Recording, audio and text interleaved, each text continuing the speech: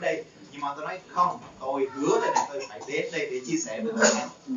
Vậy tại họ đừng quên đâu, giờ nó sử dụng bảo, tất nhiên nếu cô ký tình hay thì giờ nó nếu yêu chúng cho được chơi thì kia nó nhiều chúng tôi đó, bé bé hải tàu là nó suy.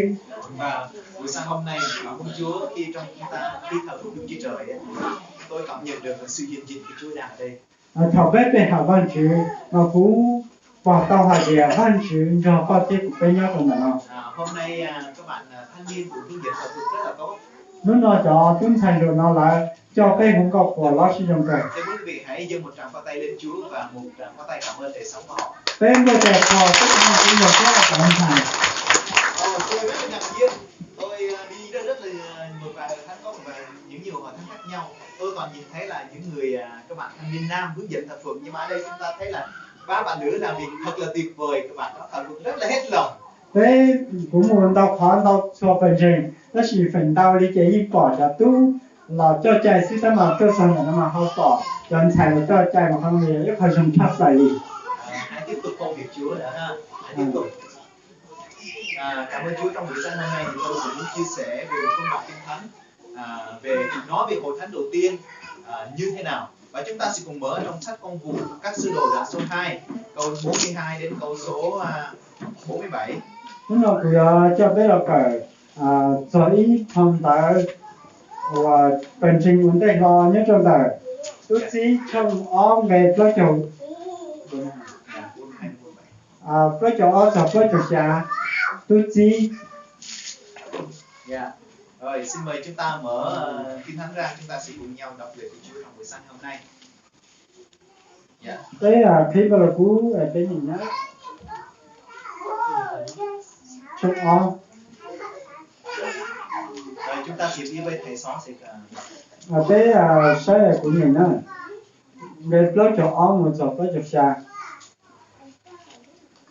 cho nên sẽ là cu trai thêm văn chữ cũ cho tôi chỉ và đầu tiên tôi chỉ chỉnh chỉnh thế thì tôi chỉ phân khu đầu giả chọn trình sẽ là nhớ ok thêm mua lời để họ sẽ chờ và sẽ là gì thêm mua lời để chúa si chúa tả mua phải cho tù trở đi chỉnh chủ và nên nu tua nhớ ok không y lúc xưa họ lúc tuổi trẻ thiên nó mỏ ok họ lấy tê trẻ thiên của xe đã bầu nó mỏ ok lúc xe chỉ ba thiên của văn chữ thiên ý chủng sẽ là dầu xe trở lại từ chữ của phú cho của tác tỏ để nhiên nu trang gì chúng sư dù cho họ lại.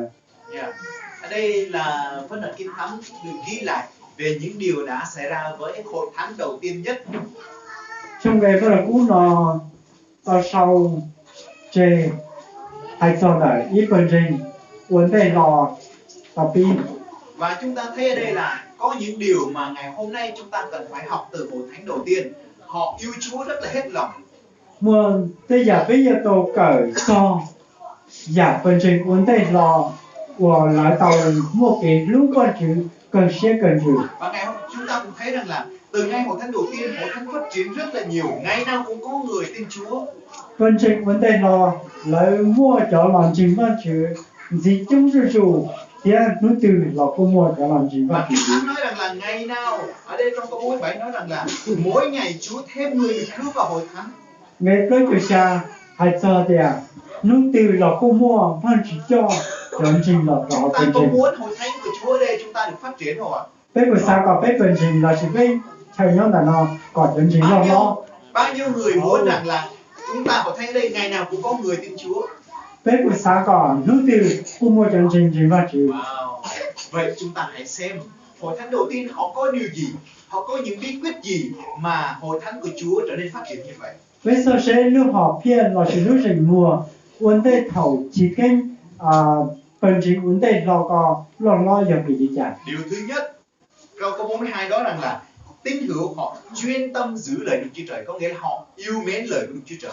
Họ vấn đề thứ ý về với chỗ họ là hay cho này chương trình là nhẹ văn chữ giao lưu là tùa văn chữ giao lưu. Quý vị ơi, đối với chúng ta là con cái của Chúa, chúng ta là con của Ngài, chúng ta phải biết lời của Chúa, không chỉ biết thôi mà hãy giữ lời của Chúa trên đời sống của chúng ta nữa. Bây giờ ý tưởng trình, ý tưởng văn chỉ tụi mình là bây giờ tổ văn chỉ ra luật sư để sĩ bây giờ chủ cho họ bây luôn lên này. Ngày hôm nay chúng ta thấy rất là nhiều người nói, tôi tin Chúa, nhưng mà đời sống họ không hề biết gì về lời của Chúa. Lớn đó tù lớn chỉ có chỉ là để lớn chỉ có chữ để sĩ lớn họ là lúc lên chỉ muốn ý ảnh là chỉ là bao luật cho văn chỉ ra luật. Khi mà chúng ta không có lời của Chúa, chúng ta rất là dễ bỏ Chúa. Thảo bây chỉ bao văn chữ ra luật là chỉ văn chữ để bây nó sử dụng gì cho văn chữ chạy đi. Chúng ta không có lời Chúa, chúng ta dễ lắm chúng ta sẽ trách Chúa. Giờ bây chỉ bao văn chữ mình để bây nó sử dụng gì bây giờ văn chữ. Khi những hoàn cảnh khó khăn đến, khi những sự bắt bớ đến, khi những sự khó khăn đến, chúng ta dễ dàng chúng ta bỏ Chúa luôn, bởi vì chúng ta đâu biết gì về lời của Chúa. Thế giờ cái chỉ rõ là chỉ thế giờ cái tên mình cái nhiều xía chỉ nhớ cho có lúc này giờ có chỉ có mà chỉ để có nó sử dụng gì cho mà chỉ cho nên là tôi khích lệ tất cả hội thánh của Chúa ở tại nơi này hãy bắt chước tinh thần của hội thánh đầu tiên, đó rằng là hãy chuyên tâm giữ lời của Chúa ở trong đời sống của chúng ta. Gia đình của thẩm đồ sẽ phép bên trình là nó địa bây giờ chủ cho lúc này từ giản giữ từ chế phủ vấn đề bên trình lo tổ cho cái bên chỉ cho lục chua nhớ rõ phải được thành. Giữ lời Chúa đây không phải là chúng ta viết trên bàn tay, chúng ta viết trên đầu, hay là chúng ta bỏ tờ giấy tệ vào túi. Đó không phải là cách giữ lời Chúa. Giữ lời Chúa là để trong lòng của chúng ta và áp dụng lời đó. Chỉ là để biết tổ mình chỉ cho lục này biết họ nhiều món sau tới đèn đạo cho là họ liên để xuống tiền là họ nát cho chỉ là đèn đạo họ giờ nhớ họ có lúc xía nhớ họ là có giờ chủ quật trận. Năm ngoái thì khi tôi có hội được đến Israel thì tôi mới hiểu là con dân của Chúa họ yêu mến lời Chúa, chuyên tâm giữ lời Chúa như thế nào. Chúng ta lo của tao mình thì tới chơi Israel mà có thể bỏ tao để vẫn chỉ hai mình thì lấy nhiều vẫn chỉ thế lúc vẫn chỉ cho lùi đi trả. Quý vị biết không? Trên nhà của họ ở trên cái cửa là họ có một thanh sắt, họ đóng vào trong cửa. Nhớ trong là lúc họ trông mà là mỗi ý đẩy lâu nó mà là chia lâu. Quý vị biết trong thanh sắt họ để cái gì không?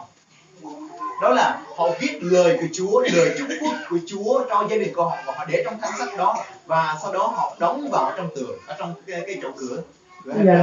Giờ đi là lúc họ trông mà họ thì sao là mình giờ đi ý từ lâu rồi mình mua họ như họ này mà lại mua sau trận đại mà lại muốn trời muốn cho vào họ. Thế là mỗi khi họ ra vào, khi bước vào nhà họ sờ vào cái đấy và khi mà họ sờ vào đó thì họ nhớ lời Chúa chúc phúc cho họ sờ vào đó họ đi và khi họ vào họ cũng sờ vào đó. Thời tư lại lò nó lò lại cũng có giờ đi lại có thì họ đây nó hay nó cho cũ thành mình lại tặng một lò lại cũng có lên tại. Và có những người nam họ mặc đồ họ để có cái áo họ để tua đó là để gì cũng là lời của Chúa nữa trong đó. Thầu lại nãy tới trong thao là lại cũng nãy giờ đi lại giá ý tụi nó có giờ hai con một cái dạng dữ là của mình chỉ rồi quý vị biết không, ngày hôm nay là tất cả những đứa trẻ của người dân Do Thái trước khi họ học là trên trường của họ có một cái miếng bánh nhỏ thế này sau đó họ viết câu gốc lên bánh đó. Nhớ cho chị sẽ dùng lại cho mình nhiều thời đó cần tại nó mà lấy chủ mỗi ý cho là chúa mà lấy sau trên cái chỉ cho sau đó họ lấy cái câu gốc đó họ chấm vào mật ong rồi họ ăn. Là nó chúa họ cho một tư cho họ cho xin muốn lại cho là no. Cái này là đúng nghĩa theo Kinh Thánh, đó là ăn nuốt lời của Chúa đó. Nó trong gọi là có muốn về nhớ là gì no van chỉ sao đủ. Quý vị có nhớ mà ông David nói là lời Chúa ngọt họng tôi dường bao không?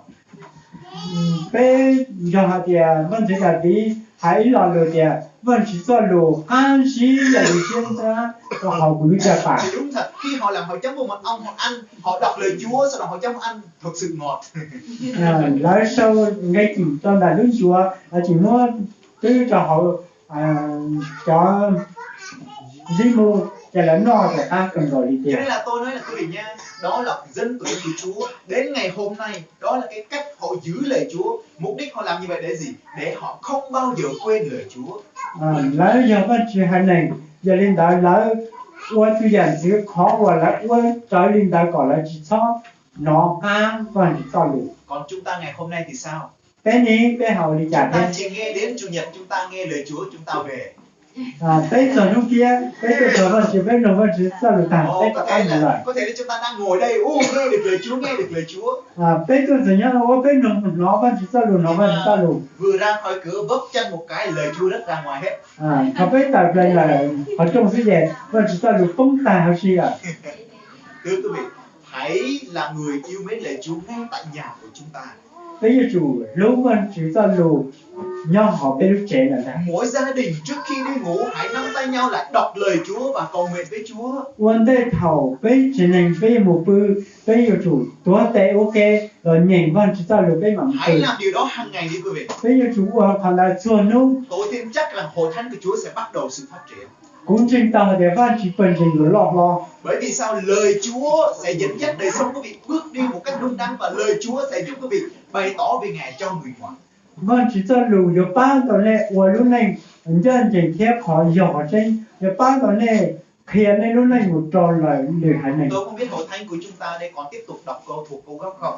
nên bé phần trình là nó bé của nền gây chỉ Nhưng mà tôi nghĩ đây là một điều rất là hay. Tôi nhìn thấy các hội thánh đã quên điều này rồi.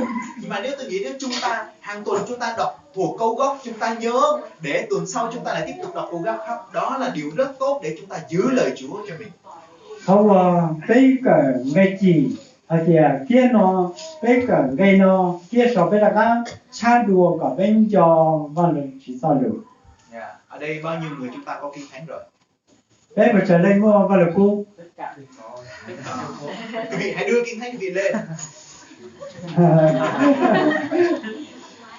Hãy đưa điện thoại lên. điện thoại rồi Chúng ta hãy mang kinh thánh của Chúa. Amen. bây giờ chúng ta vẫn chỉ sao được Amen. Amen. Rồi, đó là chúng ta cần phải giữ lời Chúa. Điều thứ hai để làm cho hội thánh của Chúa được phát triển đó là gì? Mọi người đều kính sợ Chúa.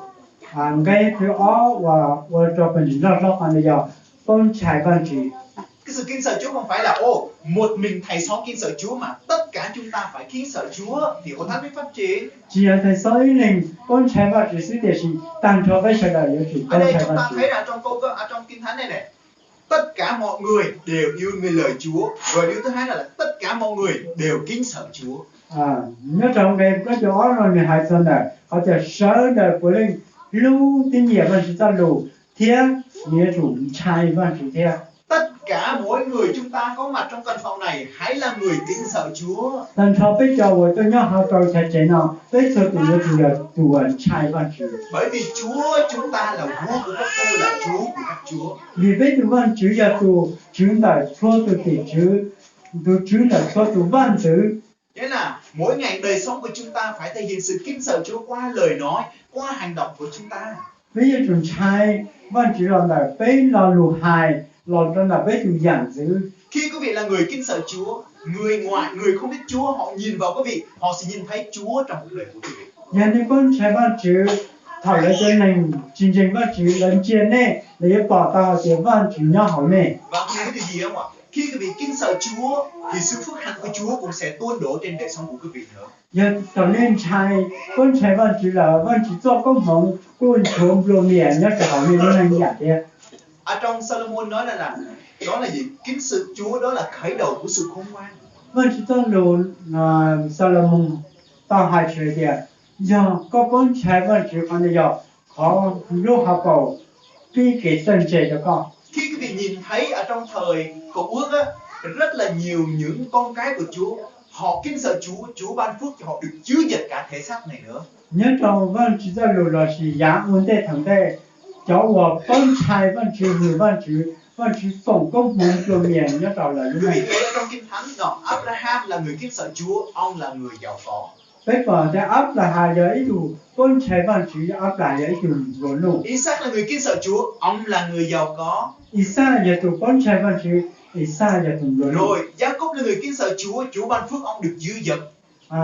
giờ không lo nữa tụ con trai văn chủ cũng không có mong được mua lô miệng thì Đó là lý do tại sao bố tôi đặt tôi tên là Jacob á. Bố tôi muốn tôi được phước như Jacob. vì cô chính sáng bảo cô tao không mong thì cô chỉ theo cô tìm theo giờ không cô tao đi giờ không. Jacob ở đó, ở đâu thì ở đó được phước. Và có một nhớ cho từ mà còn là tàu công hồn. Rồi chúng ta thấy rằng là David là người kính sợ Chúa, ông trở nên là người vua giàu có. David, vấn đề David,你有一组帮菜帮主，你有一组帮主往lon路。Rồi Solomon là người kính sợ Chúa, ông trở nên người giàu có nổi tiếng nhất thế giới và sự phồn hoa. Vấn đề Solomon, 你有一组帮菜帮主，你有一组lon路唱，这代thì 你有一组 J 唱这代。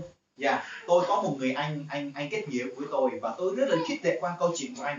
Anh bắt đầu sự nghiệp anh là với số 0, anh là một người nghiệt mà. Bao nhiêu người chê và anh không có gì trong tay hết.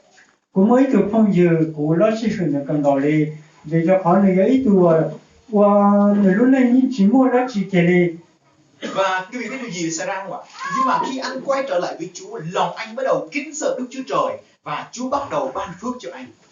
Thầu này bao tỷ lần thế mà chỉ bao chạy mà chỉ biết phỏng công mong đồ này. Anh bắt đầu công việc bán xe chỉ là một nhân viên bán xe bình thường thôi, bán xe Mercedes bình thường thôi. Nếu chủ yếu ít đồ này mua xe cho Mercedes mà cho xe cổ này. Nhưng mà rồi cuối cùng bạn biết điều gì không ạ? Đó rằng là ông đã được sau một thời gian ông được thăng chức lên làm trưởng phòng, rồi trưởng phòng rồi bây giờ lên giám đốc luôn. Nếu tao giấy thành một trò họ trưởng phòng để chính tế nó sẽ là một chút mình dây một trò giám đốc là thế. Và công ty của anh bây giờ một trong những công ty bán xe gọi là doanh thu nhiều nhất ở tại Việt Nam này. Lúc công ty có giò ý khó châu mua tàu khía sắp tờ nhớ trò tích hợp Việt Nam. Và khi anh đến hội thánh tôi làm chứng, anh ấy có một điều đó là kính sợ Chúa thôi. Nếu tôi trò học của bản thân như trò hai ý họ để bóng chạy và chỉ yêu chủ bóng chạy và chỉ sư. Tôi nói với quý vị điều này đó là chúng ta kính sợ Chúa, hội thánh Chúa sẽ phát triển mà chính đời sống của quý vị cũng sẽ được phát triển nữa. Họ với bóng chạy và chỉ là bóng chỉ bản thân nhớ tàu nhiều cái rượu rượu, những đồ mì rượu rượu, họ đã cụ hiểu nhau họ nên lúc này cụ hiểu đồ mì rượu rượu. Có nhiều người này hôm nay chúng ta tin Chúa, chúng ta chỉ kính sợ Chúa 1-2 giờ đồng hồ tại nhà thờ. Bây giờ bóng chạy và chỉ yêu sĩ họ bây giờ giáo và chỉ bản thân sư. Khi bước vào trong nhà nguyện, nghiêm lắm. Bây giờ giáo và chỉ bản thân mà bây cuộc sống trẻ thì rộng cần gọi. Rồi hát vỗ tay, đưa tay lên cao, Chúa ơi, cu lúc co. Bây giờ mưa tè, bây giờ trả tè hả thế, vẫn chủ yếu cu lúc co. Nhưng mà khi ra nhà thờ từ thứ 2 đến thứ 7, đời sống chúng ta trở lại như người thường. Bây tiên còn nó thiếu một trò, nó xa để cái cu rong ý dạng gọi đi, mình cu là thế. Ai nói xấu mình cũng nói xấu lại. Là hai phẻ được cu cho nó hai phẻ rồi lại. Ai làm hai tôi hai lại. Nó trông cho cu cho chủ trồng rồi. Ai mà nói gì xấu tôi chửi luôn. Nên điều hai chỉ trong được cu trẻ cả ăn. Ôi sắn tay sẽ nói Chúa ơi ra khỏi con đi để con xử. Thì chưa có tay là cu khen ý tiền hơn. Có một cái chuyện vui xảy ra như thế này, có một con cái Chúa thế này, đó là họ được học đó là phải để Chúa phải ở trong đời sống của họ phải có một đời sống kiên nhẫn. Nếu ý đồ chân, nếu tao cởi tao sang, thì cho chủ, luôn lên, thì chưa được thay. Nhưng mà hôm nọ khi anh đi ra ngoài tự nhiên người ta gây xúc phạm anh tức lắm. Nếu tặng một trò sang, mỗi lúc được một tờ một học lử, thì mỗi tuổi lại sẽ hài chỉ trong con này. Và người ta làm mình không thấy Chúa làm gì cho người kia cả. Nên chỉ bảo vâng Chúa qua đi cha nó tụi con lên. Người ta đang làm hại mình. Lại chúng ta tạo trồng dù hai phẻ dù. Bây giờ anh này mới nói Chúa ơi xin hãy ra khỏi con 5 phút. Thì chưa có tài này cũng chi phí. Quý biết làm gì không? Để đánh. Mỗi đáng đầu nữa là không. Người kính sợ Chúa chúng ta không làm như vậy. Tương sai và chịu đi. Hãy nhớ rằng ở trong ông Phaolô ông nói rằng là mỗi đời sống của chúng ta trong lòng chúng ta là đền thờ của Chúa. Solomon thật gì có nó hay thì họ biết đức chế nó do văn chủ đức tuổi chế. Và Đức Thánh Linh là nó ngự ở trong đền thờ đó. Văn chủ đi giờ chủ nhỏ cho họ lúc trẻ. Chúng ta kính sợ Chúa là chúng ta giữ cho đền thờ chúng ta đừng tróc sạch trước mặt Ngài. Họ bên trái văn chủ là với chia có với đức chế nó giờ đức chế đã phụ cho văn chủ. Chúng ta kính sợ Chúa thì Thánh Linh của Chúa là đứng làm chủ trong đời sống của chúng ta. Họ bên trái văn chủ là văn chủ từng chụp bây giờ tổ chức và cho họ bên lúc này. Và tôi tin rằng người kính sợ Chúa sẽ kinh nghiệm được những phép lạ, người kính sợ Chúa kinh nghiệm được những sự dữ dội, sự ban ơn. Tuần trái văn chủ nếu tàu bỏ mình như là để tôi giải giả và bỏ phương chỉ này tôi giải công muốn được con chỉ này cái nông đồ miệng. Tôi thách thức hội thánh là từ bây giờ trở đi quý vị ơi, hãy là người kính sợ Chúa, lúc đó quý vị sẽ được kể câu chuyện mà Chúa ban phước cho mình chứ không phải là ngồi nghe câu chuyện của người khác nữa. Tôi thật sự cho nên cái gì đấy, giờ này con trai con chữ, này要bỏ học công muốn được con chữ Chúa là thế này. Hãy khi ra khỏi nhà thờ để bày tỏ tình yêu thương của một người kính sợ Chúa. Hầu tận để chế về hà môn, cho là khi sử dụng cho cái luôn tại con chữ cho thủ tụ. Quan tâm đến những người khác. Nhiều mua cái mất chua cho lừa đủ. Bày tỏ Chúa qua cuộc đời của chúng ta. Bây giờ chủ khi con chữ hầu là cái lúc này trở lại. Rồi, để biết điều gì đối với các hội thánh của Chúa đầu tiên, với hội thánh đầu tiên họ làm gì không? Điều thứ ba đó là họ hiệp một với nhau. Giờ thì bây là phần trình vấn đề lo giờ có gì là giờ chủ yếu cộng chia. Họ rất là đoàn kết với nhau. Là nó sẽ cộng chia. Họ sẵn sàng chia sẻ thức ăn với nhau. Lấy trong chia phá trong món no cho lửa tù. Nhà này không có, họ sẵn sàng lấy họ chia sẻ cho nhà không có. Tụi chỉ mua lấy dầu xin họ phúc cho tụi chỉ mua. Giống như tinh thần của người Việt Nam mình nói, họ nói là tinh thần lá lành đùm lá rách đó. Trong có giờ thì biết cái thành nhân làm mà hãy lo rồi thì đánh nông đùa thì muốn đánh nông chỉ đùa cho muốn bò cho đánh nông đùa. Đối với khi chúng ta nói có lá lành có nghĩa là mình có cái gì đó, nhưng mà tôi nói với quý vị rằng là không chỉ lá lành mà nếu chúng ta có lá rách hãy đùm lá nát đi. Giờ bé hay là giờ thì bé tôi nhận nó giờ bé đẩy nông đùa là bé cho muốn xí cho đánh nông thì bé đùa họ chúng ta hãy bày tỏ sự hiệp một, yêu thương, quan tâm, chăm sóc lẫn nhau trong ngay hội thánh này này. Bây giờ chủ qua không để thôi giờ họ biết xin luôn vấn đề họ biết bình trình.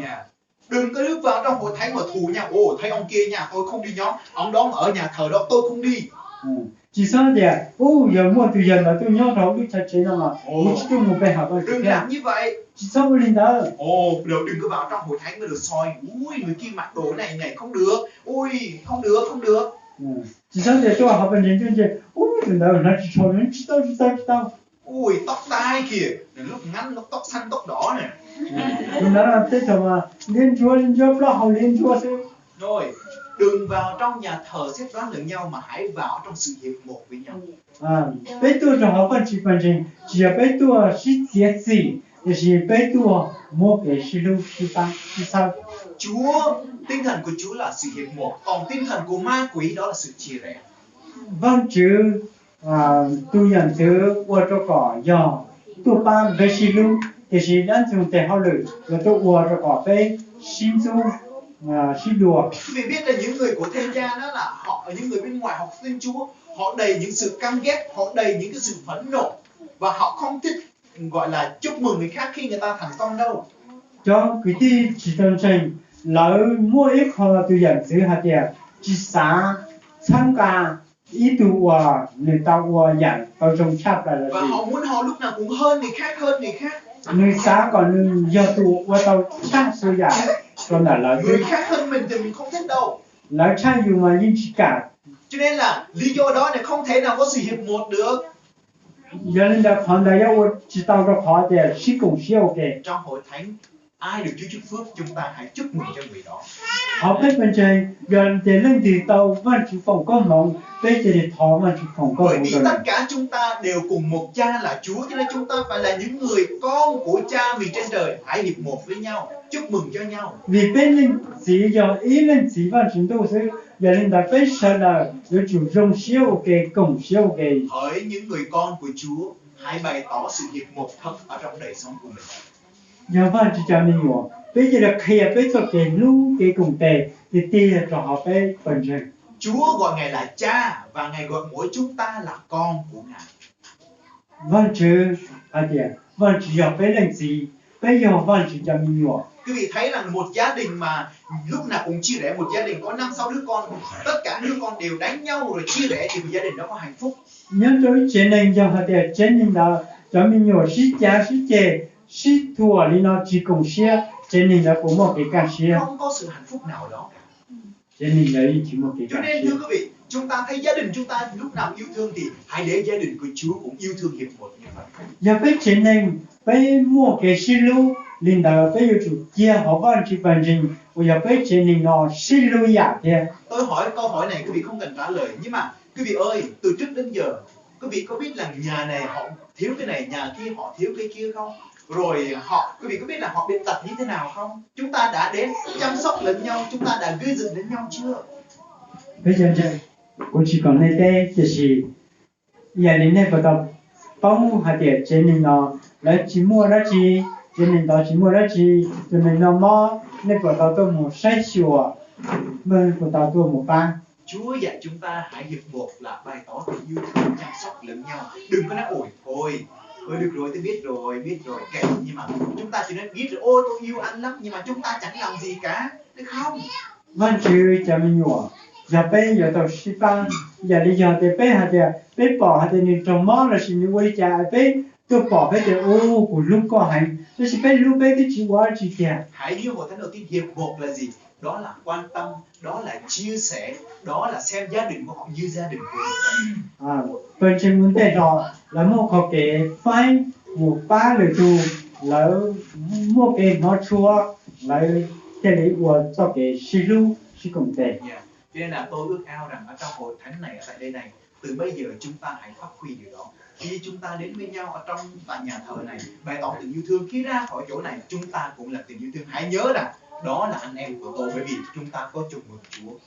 Cái bên trên do ý bên trên hậu là ý tu chữ là ý lên chỉ chữ giờ nên là bây giờ tàu cái công xế lò trong này bây giờ vẫn chỉ vì cái công ý tu chữ sư. Vì biết không, mỗi khi tôi đến đây tôi không thấy xa lạ, bởi vì tôi thấy đây là gia đình thứ hai của tôi. Cũng tôi rằng là nó cũng chỉ bây giờ hạt tiền nên do người tu thì chỉ nên do cũng chế nên bây giờ cũng cho mình nhỏ là gì bây giờ cho cái tí xíu. Bởi vì chúng ta được gọi là anh em với nhau nha, tại sao phải xa lạ, đúng không? Bây giờ cái tí xíu do cha có hạt tiền bây giờ chỉ ship báo. Chúng ta có hiệp một với nhau trong tình yêu thương, bày tỏ biết ơn Chúa. Cái một cái cùng tề, cái cùng chia và trong này văn chữ. Và điều thứ tư ở đây để cho hội thánh của Chúa được phát triển đó là ngày nào họ cũng đến nhà thờ. Nhà thờ công họ là nói do nung từ là cô tua họ văn chữ đi cùng tề. Đây tôi không nói vì ngày nào cũng đến đây. Cũng chỉ hai cỏ, cho nó đây cái chúng tôi là nó. Nếu quý vị ngày nào cũng đến đây cầu nguyện tốt, cứ làm đi. Giờ tiền cho nó đây sáng tôi là nó, tôi tháo văn chữ trong cần cầu chỉ đi qua. Nhưng mà mỗi Chủ nhật chúng ta phải là người trung tín đến trong sự thờ phượng Chúa.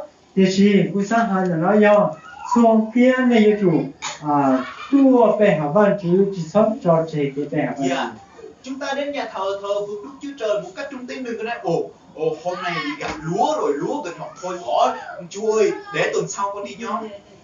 Thế chỉ sao vậy? Lê xế là cá chơi kia cũng một lần đây rồi kia lịch kia rồi lịch kia.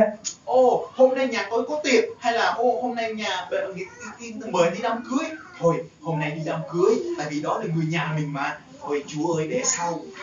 Chỉ sao vậy? Chúng nó cũng mua nó, và chỉ lấy mua cái trong đó cá chơi nó cũng chỉ cũng muốn nó trong đó lịch kia rồi. Tôi nhìn thấy rất là nhiều con cái Chúa ngày hôm nay chúng ta đã đánh mất lòng yêu mến Chúa ban đầu. Cú bọn tao hơi đến ni nó ít sẽ bây giờ trình bây giờ công cho cái suy lúc vấn đề là khi mới tin Chúa ôi lúc nào cũng chờ đến ngày Chủ nhật đi nhóm. Thầu bây nhiều phần chính là chỉ mà bây tỏ trời lúc kia tỏ mà bây mù bẻ. Dù bận việc như thế nào đi chăng nữa, dù ai gọi mời đi chăng nữa, mình không quan tâm. Lúc đầu tiên lúc nào cũng muốn đi thờ phượng Chúa thôi. Vấn đề là dù phần chính mà dù tỏ trời thần lúc kia thế là hai có những quá chỉ mù. Đó mà dù tỏ trời mù bẻ. Nhưng mà 1 năm tin Chúa, 2 năm tin Chúa, 3 năm tin Chúa, 4 năm tin Chúa, 5 năm tin Chúa. Ở trong chỉ mà chữ bây trong chỉ mà chữ có trong chúng ta nói đi nhóm cũng thế thôi, bây giờ nhà mình có việc thôi để tuần sau mình nhóm cũng được, hôm nay mình đi công việc của mình. Bây giờ trong chỉ mà chữ kia thì cũng có một cái giống như chứ chỉ nó cũng chỉ một cái tàu với một hậu lực đi nữa. Tôi có một người anh em ở trong hội thánh ở dưới chỗ tôi dưới kia, tôi rất là khích lệ người anh em này. Cú tàu đi xe lần đấy thì không nhiều nhất tròn là cái phần gì. Quý vị biết là ở dưới chỗ chúng tôi đó là họ chỉ được nghỉ vào ngày Chủ nhật, còn ngày thứ hai đến thứ bảy họ phải đi làm trong các công ty nên không được nghỉ. nhớ trong đó bên là mùa hao lửa mà chỉ tao so cái đi chờ so lúc kia chứ. Cho nên là những người được nghĩ là họ có tiệc là họ cứ nhập vào ngày Chủ nhật mà họ làm tiệc. Là chọn trong lúc kia mà là cái lão quấy trong món nọ trong lúc kia còn.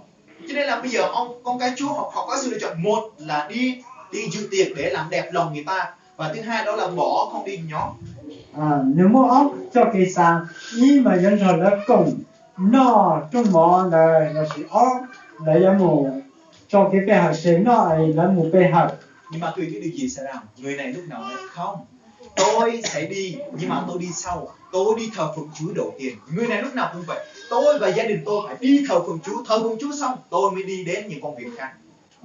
Tôi không gì nó nhưng hai ít khó khăn đấy. Cố yêu chủ mù bên họ vẫn chỉ tạo vấn đề đó mua ra chỉ mà điต่อcả. Cho nên là tôi khích lệ trên đời sống của chúng ta đó là hãy trung tín trong sự nhóm lại. Qua hai cho biết rằng gì đấy, bên yêu chủ tí xíu bên họ vẫn chỉ sắp cho cái bên họ vẫn chỉ. Trong Hebrew đoạn 10 câu 25 nói là đừng bỏ sự nhóm lại như mấy kẻ quen làm. Nhớ cho họ hiểu được trong cổng đây là một chi hạt đấy, bên chỉ cho cái bề hở chế trong nhà ý xe và nó phải nhẹ cho cái bề hở chế. Quý vị mà bỏ nhóm lại 1-2 lần tôi đảm bảo quý vị lần sau quý vị sẽ tiếp tục bỏ, nó thành thói quen luôn.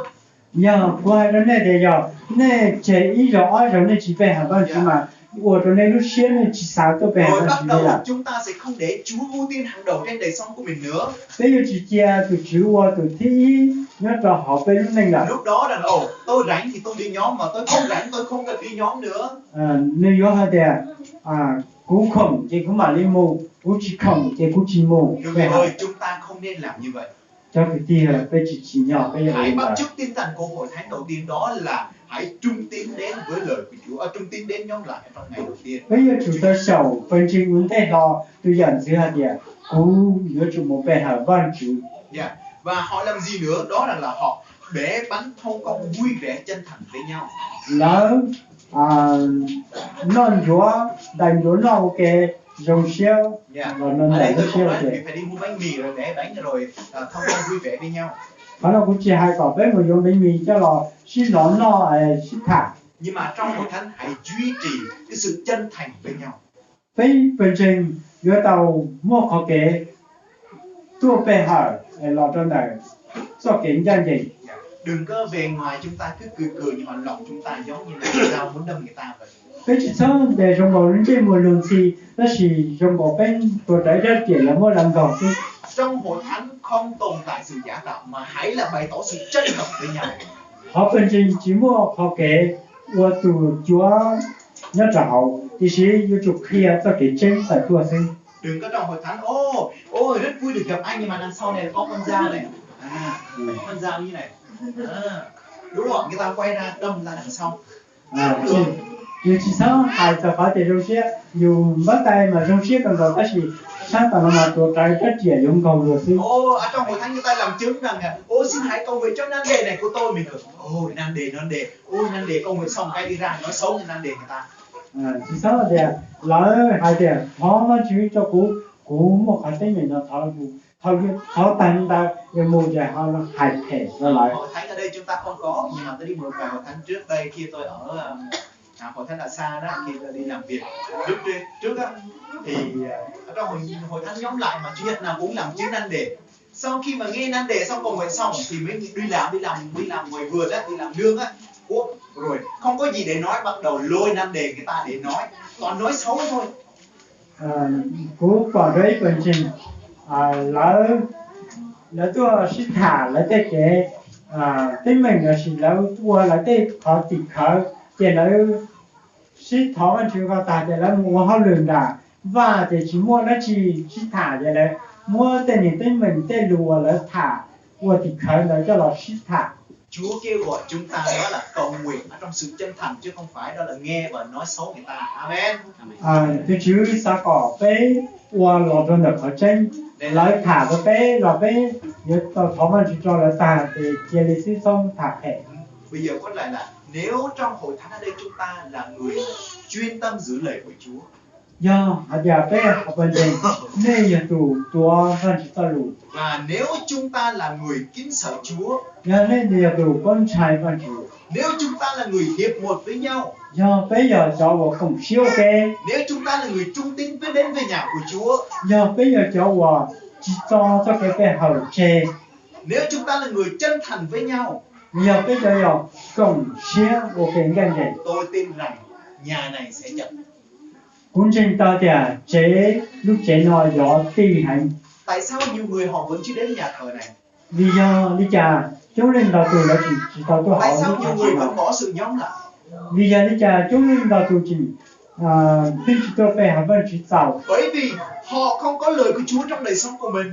vì lấy chỉ mua vấn chỉ cho lũ tạo như là lớn Rồi lên họ không có sự kính sợ Chúa. lấy chỉ mua cho cái trai vấn chỉ Rồi họ không nhìn thấy sự hiệp một ở trong hội thánh. lấy chỉ bỏ cho cái cổng xiên như là phần Thì trình làm sao họ đến với hội thánh được? do nên đây giờ lấy vô chả tua cho họ vấn chỉ phần Quý trình vị ơi, những người ta không tin Chúa, người ta không nhìn thấy Chúa ở đâu, mà người ta nhìn thấy Chúa qua đời sống của quý vị đó. lấy cho chỉ tầm trình vấn chỉ lấy chỉ bỏ vấn chỉ lấy chủ bỏ vấn chỉ chào họ nên nó lành sinh Và Chúa sẽ bày tỏ qua lời nói, qua hành động, qua sự hiệp một, qua sự yêu thương ở trong đời sống quý vị. Tôi tin rằng là Chúa sẽ được bày tỏ trên người họ. tôi chỉ vô trừ lo trong đời có lúc hắn giao hài lù lo trong đời có tôi dần giữ có tôi chưa cử cho một trừ cho sẽ là bỏ cho là cổng Tôi xiên nói quý vị rằng rất là nhiều người mong ở những bản khác họ chưa biết về Chúa đâu. nó chỉ muốn là tù là xa còn lấy cho chúng ta vẫn trình và chỉ là con Tôi nói với quý vị rằng là quý vị tin Chúa không phải là Chúa kêu một mình quý vị. Quý vị tin Chúa có một trách nhiệm, đó là Chúa nói rằng là quý vị phải là người làm chứng lại về Chúa cho người khác. có lần trình và chỉ là có tụ khen xứ thì chỉ vẫn chỉ hai kẻ là có tụ khen có ấy tụ tỉ khởi của tỉ khởi đó vẫn chỉ Chúa không gọi là Sao vậy? có một mình thầy xó là xong. Nếu một mình thầy xó tin Chúa, tôi nghĩ quý vị cũng không tin Chúa đâu. do thì thấy so với lần xứ cũng chỉ đến đây cũng有trình trình Chúa gọi tất cả chúng ta tin Chúa và chúng ta phải là người làm chứng là về Chúa cho người khác. tôi chứ chưa có biết sao lần trình và chỉ bây giờ cho tụ tỉ khởi mua tỉ khởi cho lời Cho tôi nên để làm sao người khác biết về Chúa, hãy theo tinh thần của hội thánh đầu tiên.有家反正帮忙举天人情嘛举有准备小对养殖问题本身问题 Tôi muốn quý vị đưa tay phải quý vị lên. bây cha cái thể thể mình Hãy nói thứ nhất đó là tôi phải giữ lời Chúa cho tôi. bây hai cho biết được kinh gia cũng như chủ tổ văn chỉ ta lù cho được thành Tôi phải là người kính sợ Chúa. cũng như chủ là tuần trai văn chỉ Tôi phải là người bày tỏ sự hiệp một. cũng như chủ là tục hiện trừ cho cái cổng xe Và tôi phải trung tín trong sự nhóm lại. cũng như chủ là tục chỉ cho cái thể hạt trẻ Và tôi phải sống chân thành. cũng như chủ là tục qua nó lên chân dậy Thôi quý vị nói theo đi ạ. Thôi, đặt tay lên phải mình nào. cái hai đó Dạ, quý vị nói lại nha. Tôi phải giữ lời Chúa trên đời sống tôi. cũng như tổ tục chỉ ta lù họ chủ lên Dạ. Thứ hai, tôi phải là người kính sợ Chúa. cũng như chủ là tuần trai văn chỉ Tôi phải có sự hiệp một. cũng như chủ là mua cái cổng xe Và tôi phải trung tín với Chúa. cũng như chủ là chủ chỉ cho cái bề hạt trẻ Và tôi phải có một đời sống chân thành với người xung quanh tôi. cũng như chủ muốn lúc cái chiến tranh dành cho tụi nó lại đây sang Tôi nói quý vị này này. Đó là khi quý vị làm được gì đó, không chỉ quý vị được phước mà bản quý vị cũng được phước. Và quý vị sẽ là người được gọi là quý vị một tấm gương tốt trên bên ngoài. Và chính quyền sẽ nhìn vào quý vị, sẽ nhìn thấy quý vị đúng là con cái Chúa thật. có quân cha khi sống chỉ có khi tao có tự nhận từ rồi lại sẽ lại bỏ thọ lại bỏ ra lấy mới bỏ tao thì coi giờ hoàn chỉ từng nửa tiền Amen. Amen. Xin Chúa Trời ban ơn chúc phước cho hội thánh. Cảm ơn Và Chúa, hãy cảm ơn tin Chúa. chắc rằng hội thánh của Chúa sẽ tiếp tục được phát triển qua đời sống của chúng ta. nên giờ vào chỉ phần gì rồi lo cái và mấy thầu họ phải nhận chịu này Xin Chúa ban phước quý vị. và chỉ có một cái này